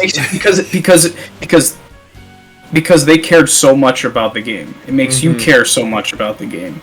You know what I mean? It feels like Pokemon has always been good and it's always been unique. Like, even with Generation 8 being just a by the numbers game, like, there's still nothing like it, and that's part of why people still will still eat up whatever they put out. Right. But like, that's the thing. Like, Pokemon's become so by the numbers that it makes you feel like that. You're like, okay, I'm just gonna go through. It's just gonna be another Pokemon game. But now it's like, no, like, it really makes you care about every little detail and everything they put in the game. 100%. Yeah, and like, just touching again, we're just kind of summarizing our thoughts. Or we're kind of highlighting our thoughts here in preparation for a more full discussion. But going to the characters, Sword and Shield's characters were, I think definitively Sword and Shield had the worst story and characters of any game I've ever played in my life. A game that actually, for a game that actually was trying to like have a story and characters, I literally think it was the worst. And it's comparable to X and Y, but the thing about X and Y, at the very least, I'm going to say something good about X and Y, is the fact that it at least had a sort of backstory. Yeah, it at least had a decent backstory to back it. The lore was interesting. The lore had like that, even if you thought it was weird, lore. It had like that 10,000 year thing. Yeah, it had lore. Right. Sword and Shield just felt so, the characters were so flat. Like, I liked some of their designs and stuff, but like, just in terms of the actual characters, just really, it felt by the numbers, really flat. Well, you'll play Sun and Moon, and what you'll realize is that a few of the characters from Sword and Shield are basically just carbon copies of characters from Sun and Moon, but have no character development at all. Like it's really weird. Yeah, the only character I liked in Sword and Shield was Bede, a little bit, just because it was so satisfying seeing him just curb stomping him constantly because he was such a. Yeah. It was actually felt like a rival who was kind of a jerk a little bit, which actually gave a little bit. Right. And then it ended a little bit weirdly, but. Yeah, I was just going to compare that with Legends characters. You didn't miss much. Legends characters. Yeah, they're at least interesting. You can tell they have. And again, I think I mean, you start the game and you immediately go to like the commander and he beats you up. Right. Like right at the beginning of the game, you're like, stuff actually really sets the tone. It's the most brutal Pokemon game ever. If you didn't catch those 3 Pokemon, they were tossing you out. Yeah, that's exactly what. No, and they talk about. I can't remember if I mentioned this too. But it was like, this is so weird. Like they literally said, no one has ever caught one Pokemon. It's basically impossible for all these people. So the only way you can stay here is if you have to catch 3 of them, or you're out in the wilds. You're of dead. Pokemon. You're dead. You're basically dead. You're stranded. It's like, geez. So it actually felt kind of rewarding doing that because everyone's it makes a lot of sense. Well, it's cool. It's neat. Story-wise too, because it's like the whole point is that the main character that you play as comes from the future, where Pokemon, where there actually were a trainer, where Pokemon catching was a thing. So that's why your trainer seems overpowered to everyone else in the village because you actually know how to catch Pokemon. Yeah, that makes sense. Yeah, so I would say the highlight for me, again, kind of a preview for future discussion, is we've already talked about the innovation in general. Like we'll be able to go over there's 36 places they innovated hugely that make a huge difference, right? Like the catching and the battle mechanics and everything basically. They left no stone unturned with the innovation, so it's feels completely new. One of my favorite other pillars about the game is that the world actually feels kind of lived in terms of Pokemon. It's the most immersive Pokemon There's game a lot ever. Like the Jubilife feels like an actual thing people use, especially in the side quests. People use Pokemon as hey, I need to do this thing. They're getting used to using Pokemon, right? Because they see them as enemies. You know what? Maybe we can train these. I can't remember what they used to till the fields and stuff, but and we can get some Pokemon. I gave him a Geodude. Yeah. I've seen people were giving them legendary Pokemon to till the fields. And because you can swap them at any time, I think. Right? Yeah, you can. But in general, even being able to throw your Pokemon out on the field, feels really immersive. Just walking around and seeing them in their habitats and stuff, which is something I hope a future Pokemon game elaborates on, is having this more, because this is a weird comparison, but I don't know, Alex, if you ever got the Skyrim mods that would make the wildlife more natural, or they'd go in herds, or they would have an actual ecosystem where a bear would go eat a deer. Yeah, so I actually don't even remember if I ever really experienced those in the game, but reading about them and installing them was awesome. And so some sort of Pokemon ecosystem, right, where you have an ecology of sorts, and you have these Pokemon go and feed at the river, and it would be a step, and they've had a little bit of that in Legends. I really think that's a huge opportunity to it's essential. This is what they have to build. This is what they have to build on, because Pokemon for 25 years has been about the trainers and the way they train the Pokemon and the way they win the championships. Legends was the first game where the focus was more on the Pokemon themselves, and this is what the future of it needs to be, because it's great, and they still have battling and stuff like that. And this is the first one. This is the first one that's more geared towards the actual gotta catch 'em all aspect of it. Exactly. Whereas you're saying, every Pokemon game up to this point has been, you have to train these Pokemon to be the best and beat the best, and what ends up happening a lot of the times is you get Pokemon at the beginning, and you level them up, and you're like, alright, this is cool, I'm good, I got these 6 guys, and that's it, I'm done. You don't catch it anymore. And then the only thing you do is you run up and down a patch of grass fighting things to level everything up. But now, like you said, it's completely shifted it to where now you're oh, I need to learn everything about these Pokemon and complete the Pokédex, which was technically the goal in every other Pokemon game. Right. So how many Pokédexes did you complete in the other ones? None. Well, I'll ask Brandon more so than you, Andrew, because I feel like you'd be actually in every single one. No, none of them. I was just like you guys, were basically wouldn't catch anyone except for Sword and Shield, because that game added overworld encounters where you could see the Pokemon on the field, so you could pick your battles if you wanted to. And then you had the wild area, which is the area where it had tons of Pokemon that were sort of trying to be what Legends basically became, and you had a camera you could rotate and everything, and so it made it feel more natural and stuff, so it made it possible. Like, Legends is kind of like that's what saved Sword and Shield for me. That's why I still ended up liking it, because they made that fun, and then they perfected it in Legends, and now they just kind of innovated on it. Problem is with Scarlet and Violet, we're all of a sudden seeing speculation now. It's like, oh, okay, they're actually going to go back to the classic Pokemon stuff, just throw an open world in there. Like, that's not going to work. So we'll talk. I'll probably talk about that for an hour straight next during our Pokemon podcast, because I have a lot of strong feelings about Gen 9. The fact that it's open world in the first place is absolutely a good sign that they're going to take for sure. Legends. But let me just wrap this up by jumping on Alex's point there about completing the Pokedex. It's like there's always been a thing to catch them all, like every game and stuff, but the only time you really catch them all is if you're one of the hardcore people who actually sits down and is like,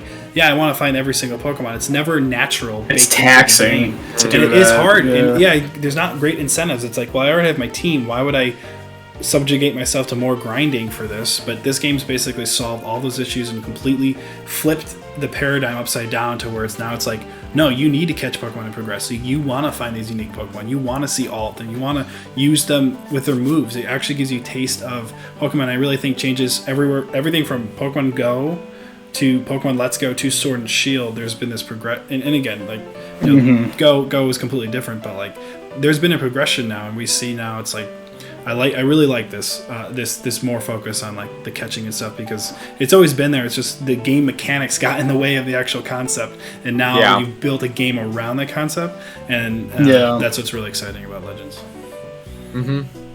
But we'll definitely get more into that next episode. I will maybe I've beaten I know Andrew's beaten the game, the post game, and the post game, essentially.